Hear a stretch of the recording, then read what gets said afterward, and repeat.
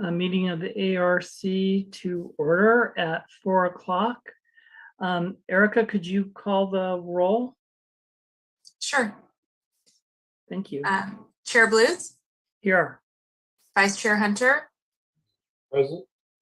Committee Member Carter, Here. Committee Member Ostavar, Here. Committee Member Pauly. I'll mark his time when he enters, if he does. Committee Member Schmidt. Here. And Committee Member Tregenza. Here. And the staff members present are Principal Planner Roveri, Associate Planner Sabdo, myself, Recording Secretary Barrera, and Administrative Assistant Jennifer Cleary.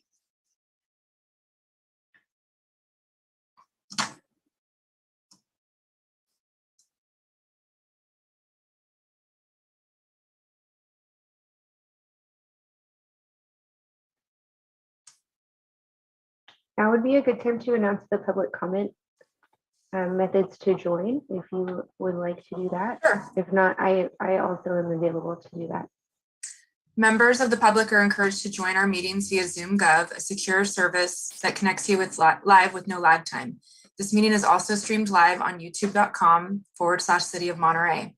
There is a 10-second delay, and Comcast channel 25, up to a 90-second delay. If you would like to provide public comment, please join the meeting using Zoom or by telephone, making sure to join in time to accommodate delays.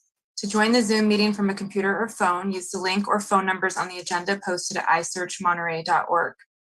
Since this meeting has started, you'll find the agenda under the Recent tab.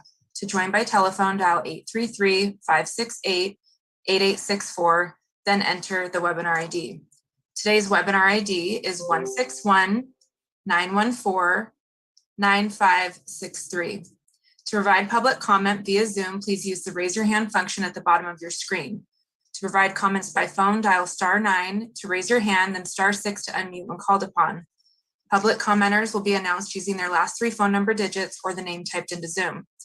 Public commenters will be muted until it is their turn to speak. Please turn off TV or computer speakers or go into another room while connected, as background noise interferes with the broadcast. Public speakers will be called upon in order of hands raised. There is a 3-minute time limit for today's meeting, so please stay within that limit.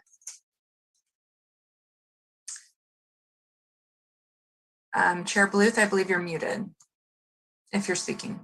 Oh, thanks, Erica.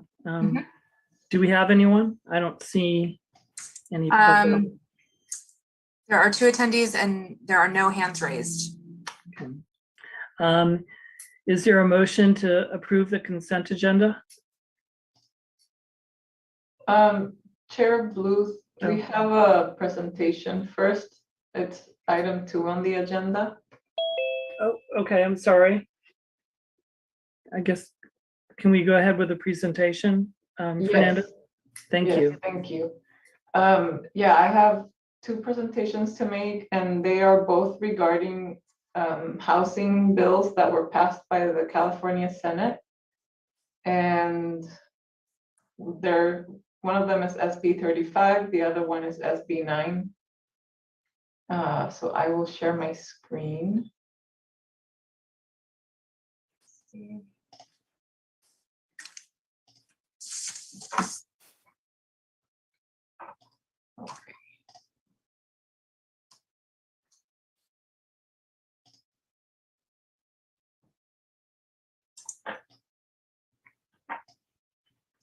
Okay, so first I'll discuss Senate Bill 35, the Housing Accountability and Affordability Act.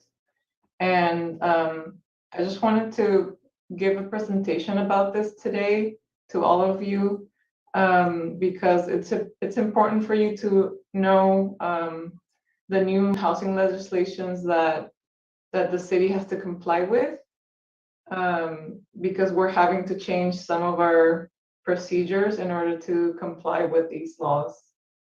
And they also change the built environment as well.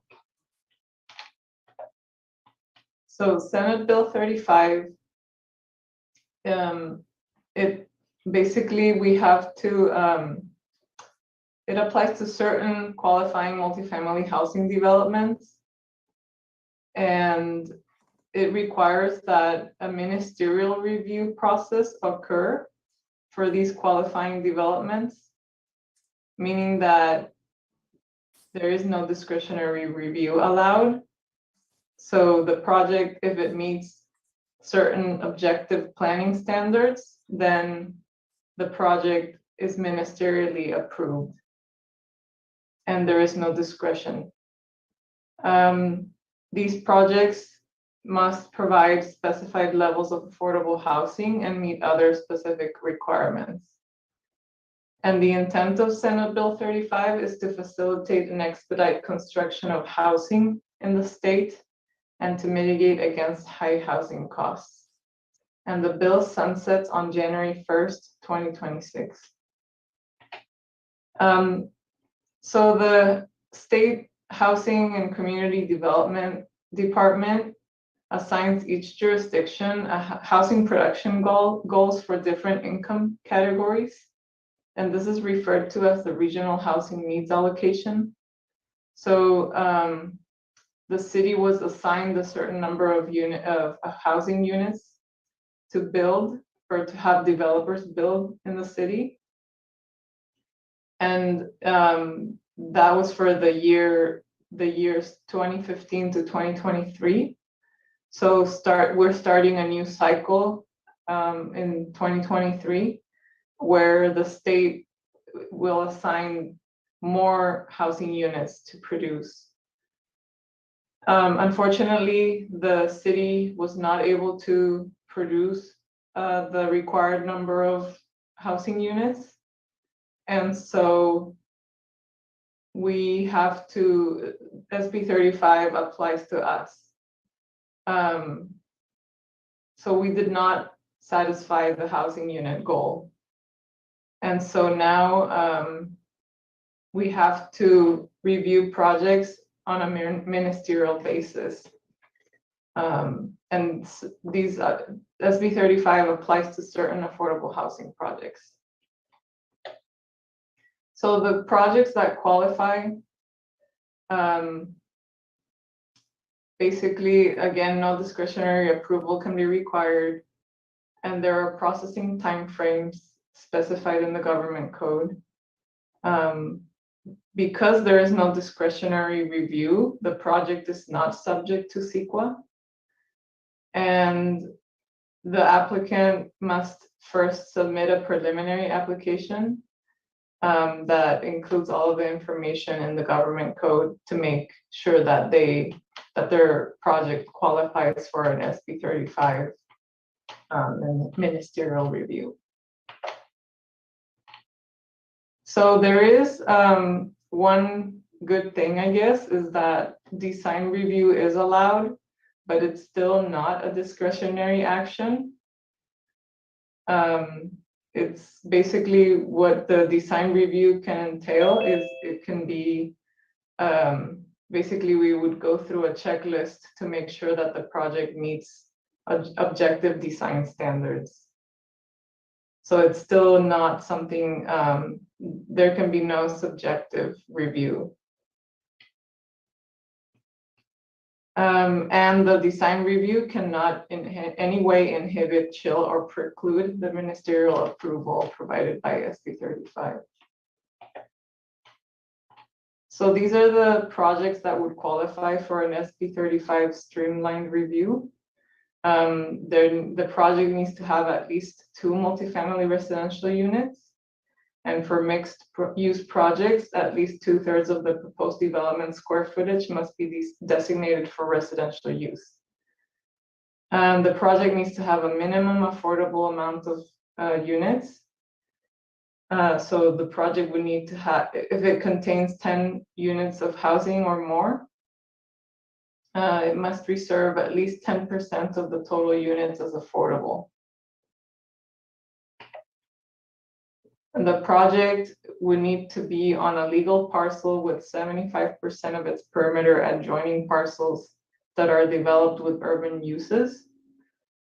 So basically the site needs to be in an urban environment.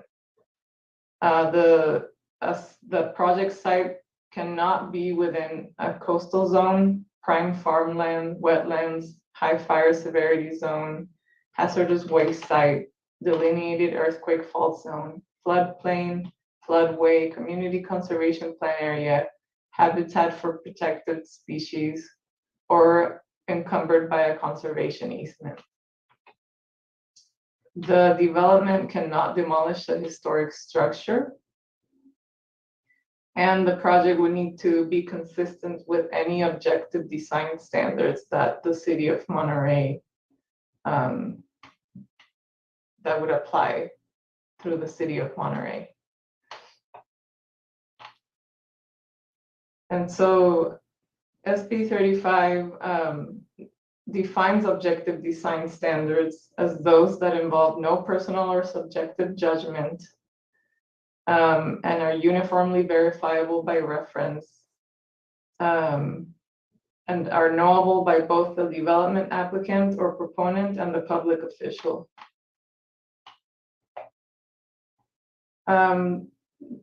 Projects that qualify under SB 35, we cannot require any parking from those projects if they are located within 1/2 mile of public transit in an architecturally or historically significant historic district, within 1 block of a car share station, or an area where on-street parking permits are required but not offered.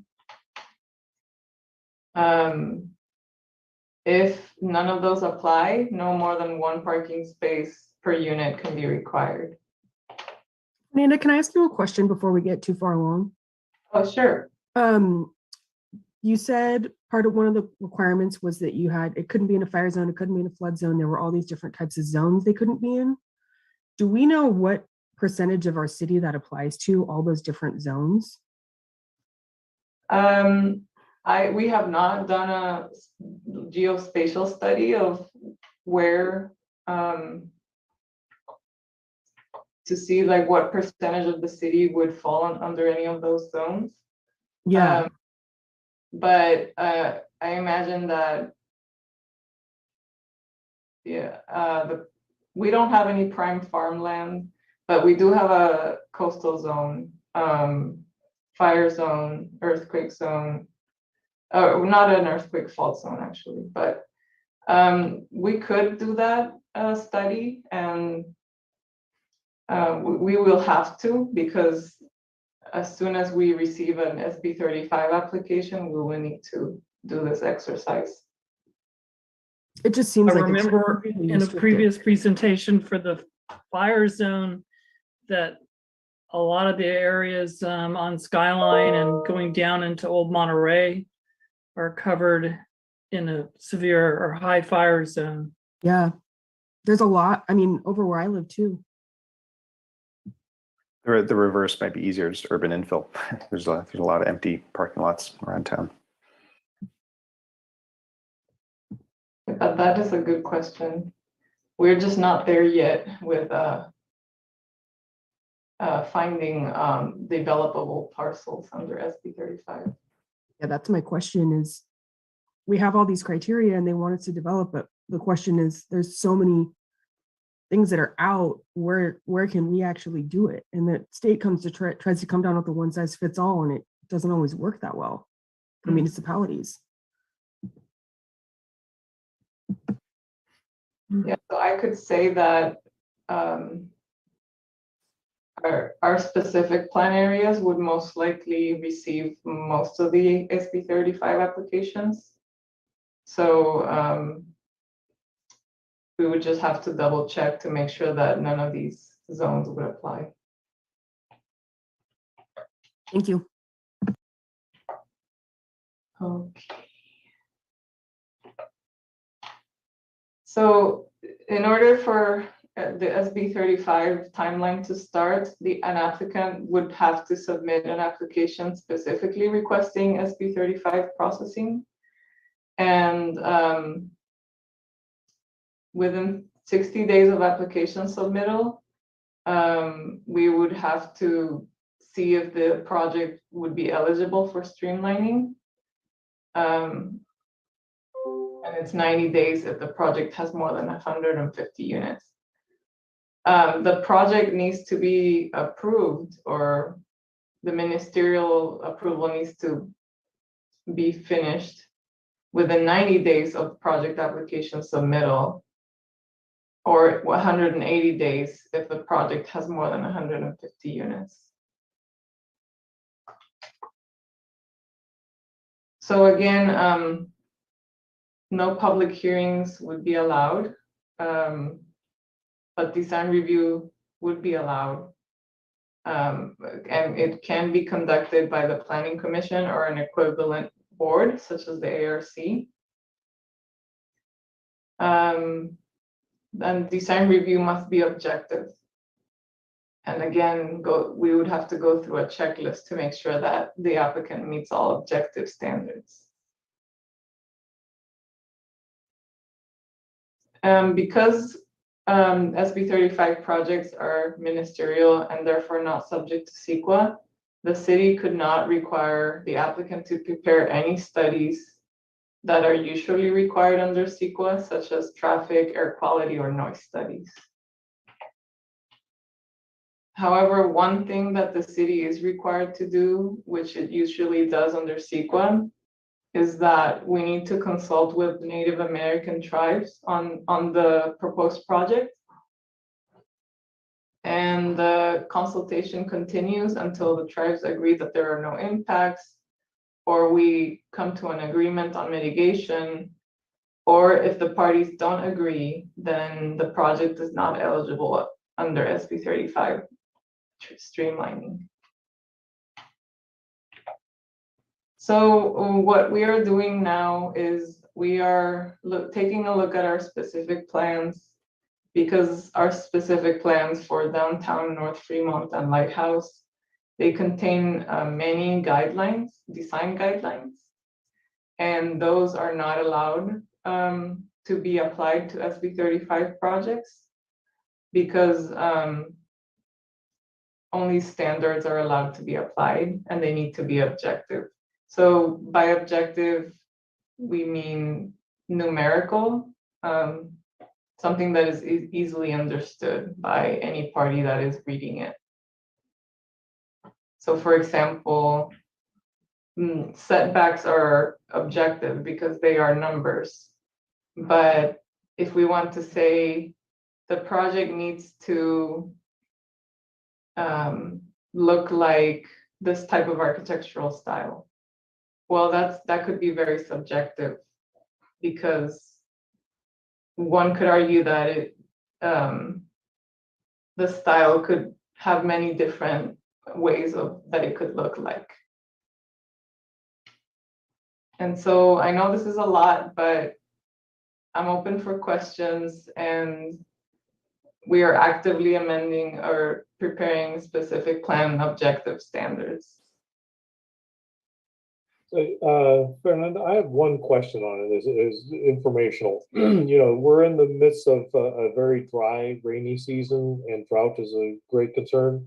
Are there any requirements or guidance for taking into consideration water credit or amount of water usage that would be done or impact based on a particular project, or is that out of the scope of SB 35?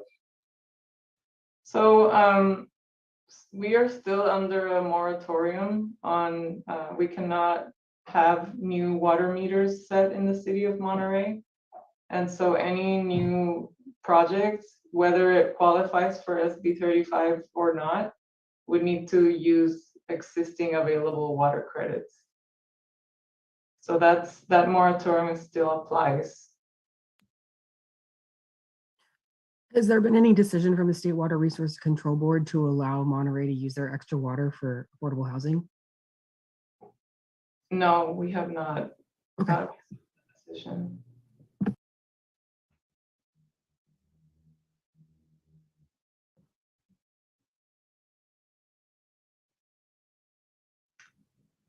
Thank you, Fernanda. Any other questions for Fernanda?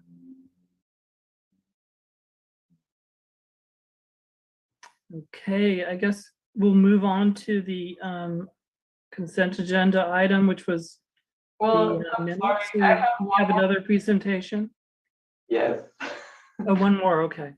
Sorry. No worries. I just wasn't sure that was all of it. Okay. The other bill that I wanted to talk about was Senate Bill 9, which is also called the Fourplex Law. And it's just very relevant for the ARC to know about this, because you all review how buildings and built environments look like in the city. So this definitely would change the way that our city looks, just like SB 35. So I already gave you some background, but again, this bill applies to the city of Monterey because we did not meet our regional housing needs allocation numbers. And the state legislature has had a big focus on housing in the recent years. So SB 9, it talks about urban lot splits and the projects that would qualify for that, 2-unit projects, and the applicability of ADUs, short-term rentals in CEQA. And I will talk more about these as we move along. So the bill allows certain lot splits and 2-unit projects to be approved ministerially. So this is similar to SB 35 in that there would be no discretion, no hearing. And this bill took effect in January of this year. And so the goal again of the state legislature is to increase the production of housing in California. And so by allowing lot splits and 2-unit projects in those newly created lots, the idea is that we're going to increase our housing supply. So you could split a lot, a single family lot, and build 2 units on each lot, on each of the newly created lots, which would result in 4 total dwellings on a former single family residential lot. So again, this would drastically change the way that our city looks like. And it would essentially get rid of single family zoning. Where you had 1 house before, you could have 4, according to this bill. There are specific requirements for a lot split approval. Each new lot must be at least 1,200 square feet. And yes, that is very small. But that is the number that the state chose. We could set a lower minimum, but I really don't think we will. The lot that gets split, it needs to create 2 roughly equal new lots. So the split that would be allowed at most would be 60-40. So if you split a 10,000 square foot lot, you can have 6,000 and 4,000 square feet. The split must not involve the demolition or alteration of affordable housing, rent-controlled housing, housing that was withdrawn from rent by the owner within the last 15 years, and housing occupied by a tenant in the past 3 years. And again, with the idea with this one is that we don't want to reduce our housing stock, so demolishing affordable housing would go against the mission of this law. The lot would need to be in a single family zone to qualify for an SB 9 lot split. The lot could not be a historic property or within a historic district. It needs to be within an urbanized area or urban cluster, which includes the entire city of Monterey. The lot would only qualify for 1 SB 9 lot split. So you could not do multiple lots. You cannot split and keep splitting the lot until you reach the minimum 1,200 square foot size. You cannot coordinate with other property owners or applicants to do multiple SB9 lot splits.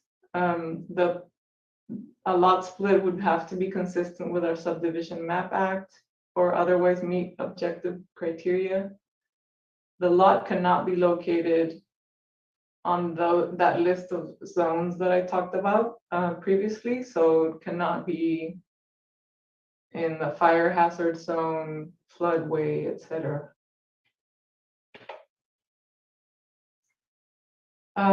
So we could restrict an SB9 lot split, but only, again, through objective standards, which we have not developed yet. Some of the restrictions of the law is that you cannot, you have to allow a lot split that allows at least 2 new units at 800 square feet each. So if someone does a lot split and they want to construct 2 units on that new lot, you have to allow at least 2 units of 800 square feet each. And the parking is the same as the previous SB 35 law that I talked about. You can require 1 or you can require none depending on if any of the following apply, the same as previous that I talked about. You cannot require parking if this lot is within half-mile walking distance to transit or 1 block from a car share vehicle location, etc. You cannot require setbacks if the units would be taking the place of an existing structure. However, you could reduce if an 800 square foot unit cannot be built on the lot, you have to reduce the side and rear setbacks to 4 feet. So you have to essentially reduce your setbacks in order to allow a unit to fit. The city must prohibit non-residential use of the new lots. So you cannot split a lot and then put a commercial building on it. It has to be a residential building in order to for housing supply. You can have adjacent or connected structures. You cannot require off-site improvements as part of a new unit under SB 9. You cannot require corrections of nonconformities. You have to require that the owner occupy one of the buildings, and they need to occupy it for at least 3 years. And there are exceptions to that. So a community land trust and qualified nonprofits are exempt. And you need to report the SB 9 lot split in the annual housing element update. So, and then nothing in this law can supersede the Coastal Act. However, an SB 9 lot split can be done in a coastal zone, and a public hearing cannot be required.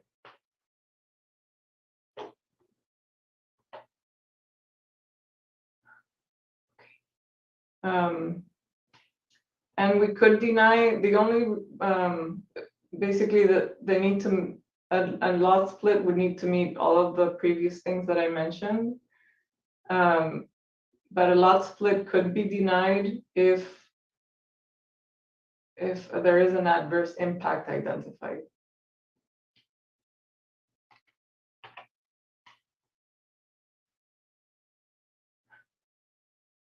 So this is, okay, this applies to building 2 new units or adding a second one. So if you already have a single family dwelling on a lot, you could add a second one under SB 9, and it would be a ministerial approval.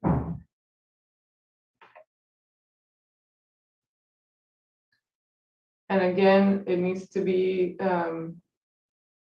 SB 9 only applies to single family zones, urban or suburban. It does not apply to protected housing. So again, affordable housing. It does not apply to historic sites or districts. And you need to, you could not demolish more than 25% of existing exterior walls.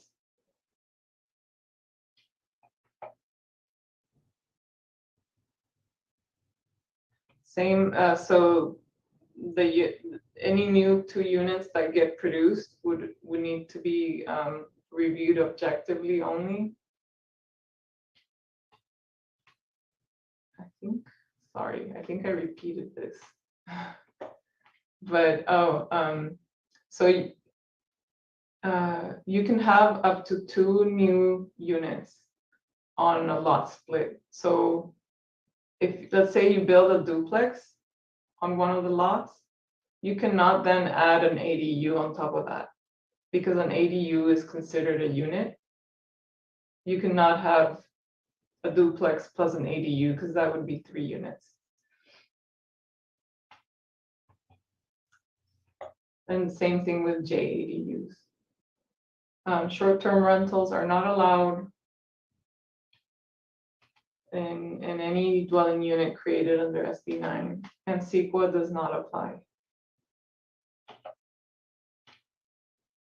Okay, I know that was a lot again, but just wanted you to be aware of this new law, because we're gonna start seeing some changes, I think. We haven't received any SB 35 or SB 9 applications yet, but it could become a reality as more people become aware of the law. And so I'm available for questions. And you can also, we can also have a discussion later if you want more information. So for the historic overlay that Old Town is in, would that limit SB 9 to all, not cover any of Old Town? There are 2 historic districts in the downtown, so it would not apply to those. But we do have properties in the downtown that are outside of that historic district, where SB 9 would apply. And just for clarification, or just building upon that, I think, Bob, are you asking about the Old Town neighborhood? Yeah, because there's an overlay for the survey that was done for the historic neighborhood. So there was a historic survey completed for the Old Town neighborhood, but the only properties that would be protected are the individually designated properties. The only 2 historic districts in the city that are designated, as Fernanda described, there's 2, and they're in our downtown. One is around Custom House and one is here around City Hall. If the city in the future was to go through the process of designating historic districts, and there's a very specific process in our municipal code and eligibility requirement, etc., then those areas may expand. And I'm assuming, again, water is another catch-22, like Ed had mentioned. If there's not ability to provide water credits on the lot, then you wouldn't be able to follow through with any of the SB 9 objectives because of the state's requirement for no new meters.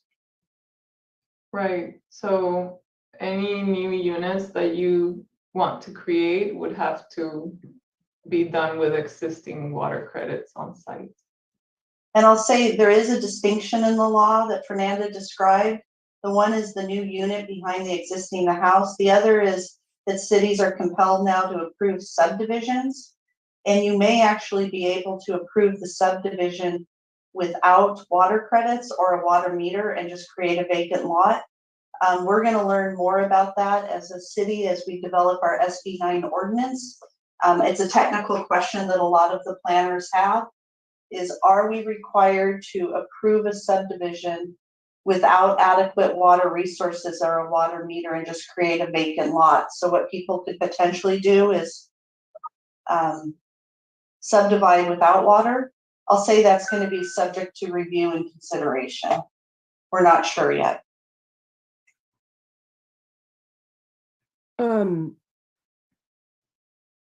So will these go through a formal process with public input and all that stuff? Or how are people going to understand or know that they could do an SB 9 or an SB 35 application?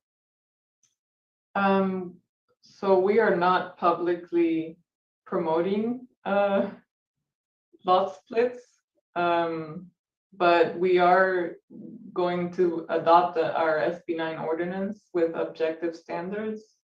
And that will go through a public review process, a public hearing process that ultimately reaches our council for a decision. Great, thank you.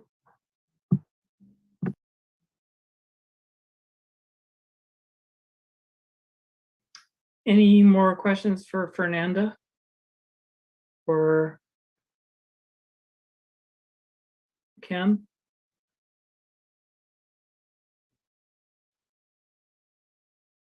Okay, should we move on to the consent agenda? We had the notes from the 19th of January, I think. Do we have somebody who's willing to make a motion on the consent agenda?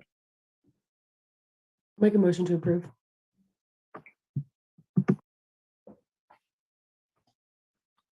Do we have a second? I'll second. Okay, any further discussion? Can we please do a roll call vote? Erica? Sure. Chair Blues, Aye. Vice Chair Hunter, Aye. Committee Member Carter, Aye. Committee Member Ostavar, Aye. Committee Member Polly, I believe, is absent. Committee Member Schmidt. Aye. And Committee Member Turkenza. Aye. Okay, the minutes are approved as submitted with a vote of 6. Thank you. We can move to comments or issues that are not on the consent agenda. Are there any comments from the committee?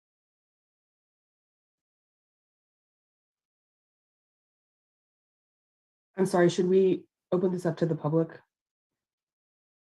We did the, yeah, and then we would go to public comment after our committee comments. So no, I don't see anybody either on the committee or on the public that has their hand raised. No, but once again, I'll remind the public how to participate via Zoom.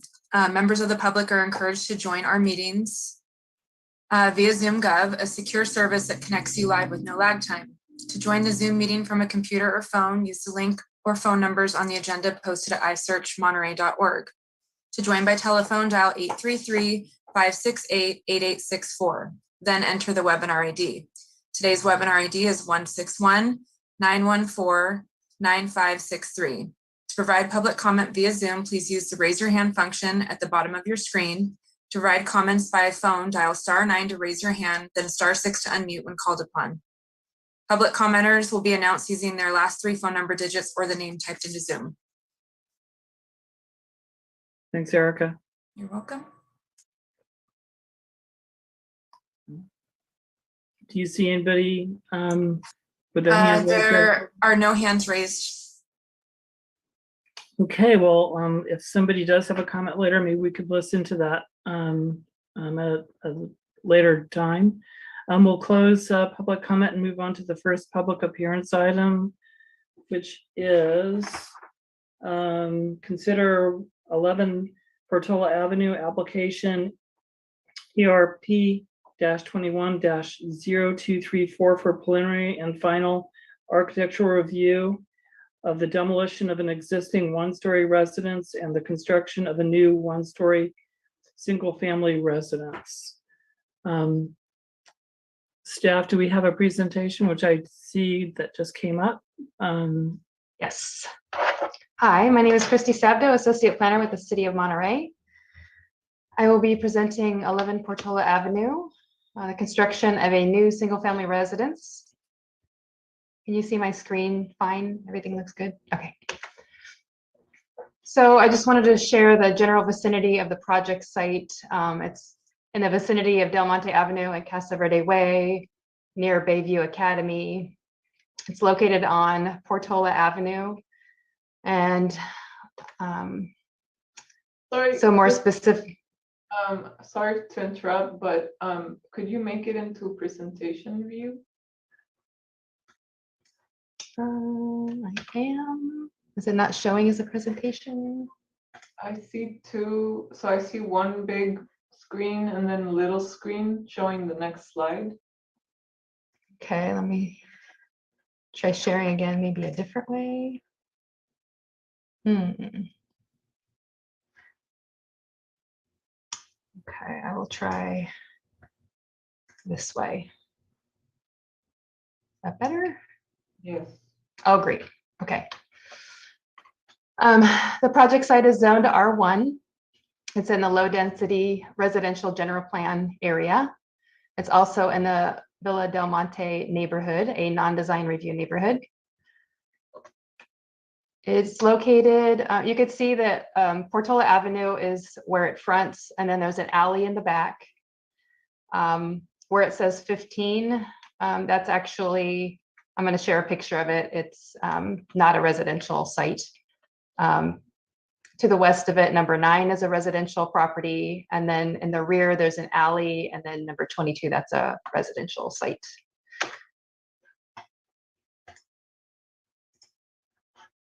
Okay. So on the left, you'll see the story poles. That's the existing residence with the story poles shown. The property to the east, just adjacent, is the Josephine Kearns Memorial Pool. It's an indoor pool. So that's just to the east, and to the west is a residential property. And what else did I want to share? Just wanted to give you kind of an idea of the surrounding properties. The applicant is proposing to demolish the existing residence and construct a new single-family residence on a substandard lot, which is a lot that's under 5,000 square feet. Again, the project is located in a non-design review neighborhood. New one-story single-family residences on substandard lots require review by the Architectural Review Committee, so that's why it's before you today. So in detail, the project is proposing the demolition of a 1,295 square foot existing residence and a 280 square foot garage. The demolition would include removal of the exterior and interior walls and foundation of the existing residence and garage, and the construction of a new 1,578 square foot one-story residence and a 280 square foot one-car garage. The new residence would include a similar layout on the site, and the setbacks would be slightly different. There will be site improvements proposed, a new permeable driveway, new permeable walkways in the front side, and a permeable patio in the rear. I wanted to share the existing site plan compared to the proposed site plan. So the proposed new residence will have a very similar layout and on the site, as you can see here. And they are pushing out the front of the residence for a larger living room. And here's the proposed floor plan. The garage is in the same location, a larger living room. They're going to have a master bedroom instead of 3 smaller bedrooms. So they'll have 1 less bedroom, and the kitchen's changing locations. Here's the front elevation. So the existing residence has a, I'll show you the picture here, has a flat roof. So this will have a pitched roof with different materials. There'll be stucco on the residence and a standing metal roof for the porch. And there'll be some wood elements that will all kind of complement each other. There'll be wood, like I'm trying to come up with a word for like a weathered wood lintels over the windows and doors and the garage. And then there will be a wood garage, yes, and garage door with stone facade for the garage. And again, the lintels over the wood lintels over the windows, vinyl windows, cement plaster for the facade, asphalt shingles. There will be, you can see 3 new skylights on the east elevation, 1 new one on the west, and then solar panels. And then on the rear elevation, there's another roof over the rear porch, and it has a metal roof and then Dutch style doors.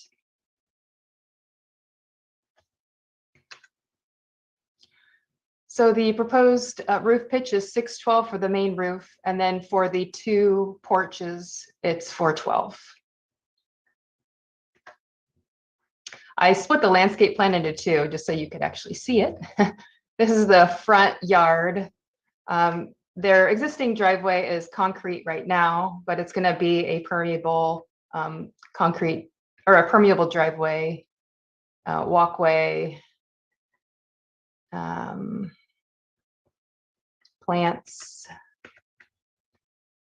permeable patio, and just various plants.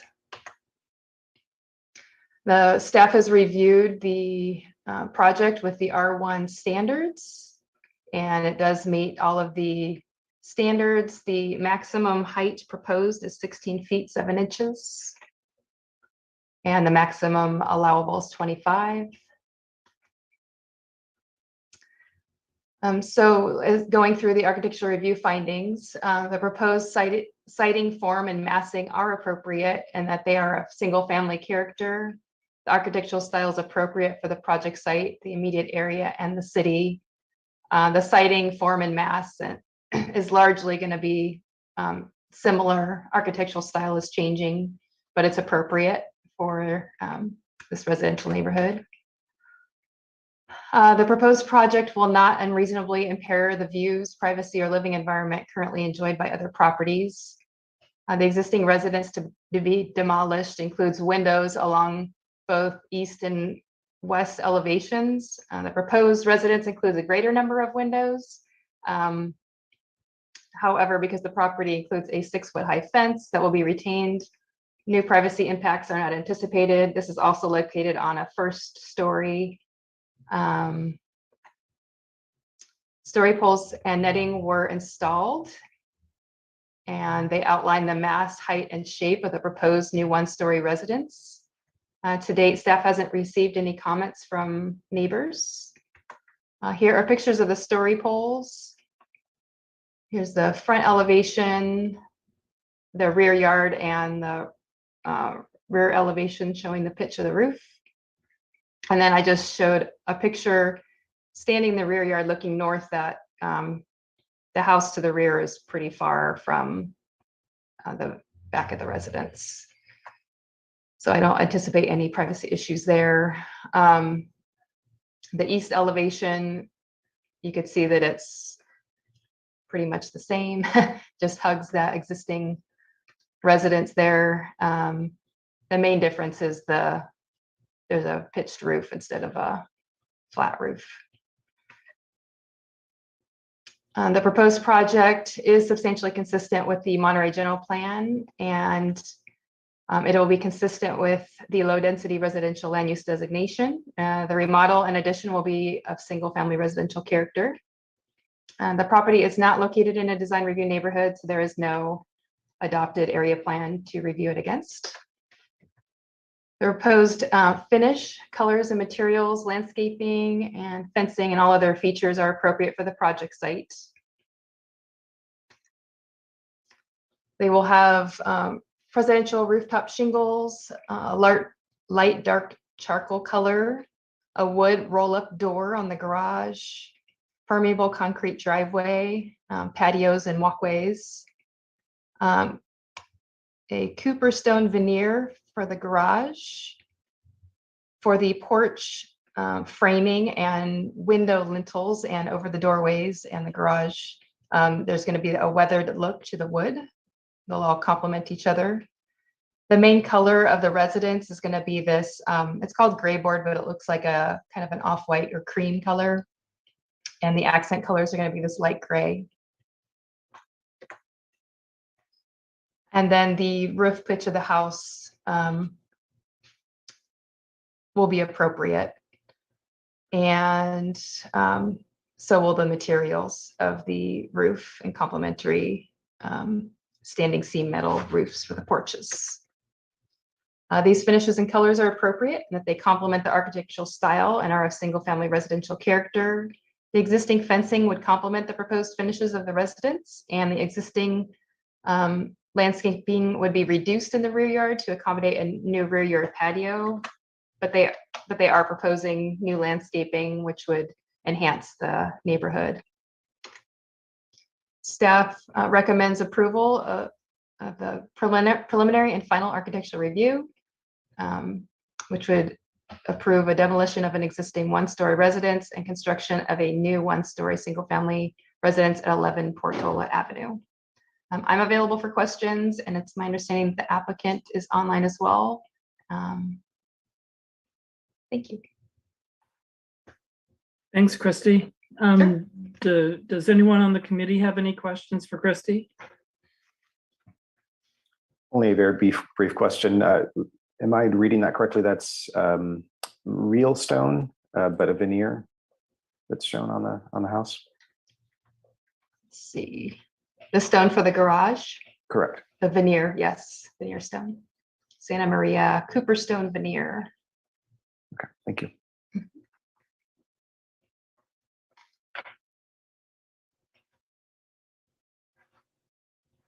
Any other committee questions for Christy? Okay, does the applicant have a presentation? I see the applicant is in attendance. Currently, no hands are raised. Okay. They just raised their hand. Do we? Oh.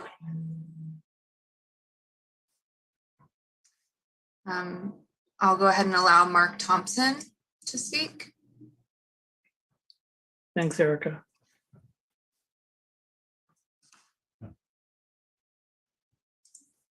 Can you hear me? Mm-hmm. So basically, Yes. Oh, he muted. We could hear you, Mark, and I think you remuted yourself.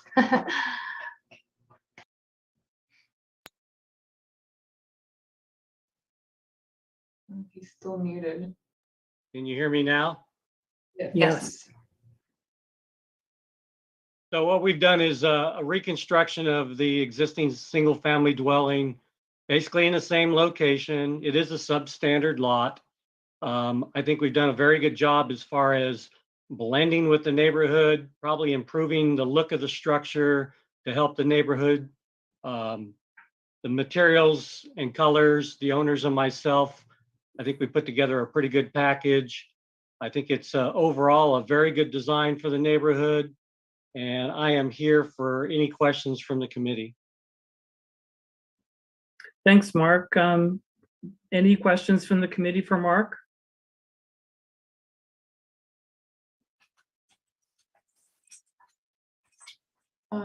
The hints have their hands raised.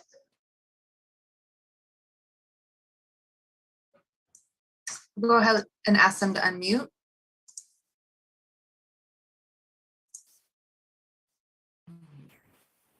Hi, can you hear us now? Okay, Yeah. Katrina and Doug Hensey, thanks for reviewing this. Just wanted to let you know, one of the initial ideas behind the design is to try to pay homage to the adobes here in Monterey with the real stone and the, the stucco. So we just kind of wanted to get that feel too, because that's what Monterey is about.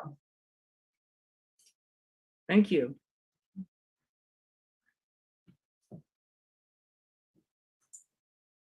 Okay, let's move to any public comment. Erica, do you see anybody with their hand raised from the public? I don't see any hands raised. I'll go ahead and remind the public how to provide public comment. Members of the public are encouraged to join our meetings via Zoom Gov, a secure service that connects you live with no lag time. To join the Zoom meeting from a computer or phone, use the link or phone numbers on the agenda posted at isearchmonterey.org. To join by telephone, dial 833-568-8864, then enter the webinar ID. Today's webinar ID is 161-914-9563. To provide public comment via Zoom, please use the raise your hand function at the bottom of your screen. To provide public comments by phone, dial *9 to raise your hand, then *6 to unmute when called upon. Public commenters will be announced using the last 3 phone number digits or the name typed into Zoom. Don't see any other attendees, and there are no hands raised. Okay, maybe we can close public comment. If somebody comes, we can try to let them in later. We can open up to committee comments. Any comments from the committee?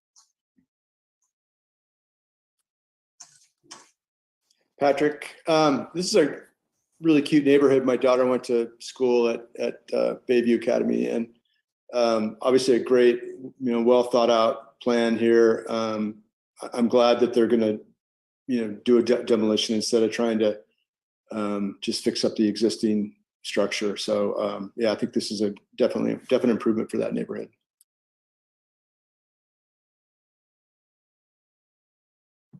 I would Thanks, just agree with Patrick. that. So did you have a comment? I just agree with Patrick. I think it's an upgrade for that area, and Villa Del Monte is a great little area. So getting a brand new house on the block is really awesome.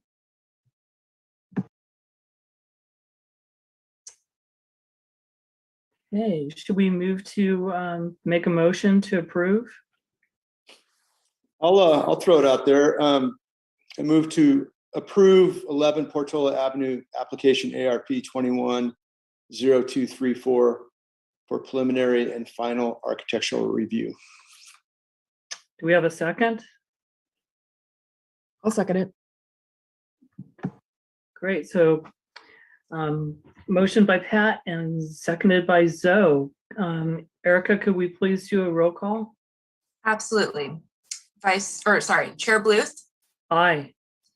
Vice Chair Hunter, Aye. Committee Member Carter, Aye. Committee Member Ostavar, Aye. Committee Member Polly is absent, Committee Member Schmidt. Aye. And Committee Member Tregenza. Aye. Okay, this motion carries with a vote of 6. The decision is appealable to the Planning Commission within 10 days. Applications are available in the planning office or online. Great, thank you. Any other committee comments? Any staff reports? I don't really have anything to add to what is in the agenda, but if you have any questions about any of the items, please let me know. Thanks, Fernanda. Okay, well, I think we're done. We'll adjourn at 4:59. Thank you all. Thanks, everyone. Bye.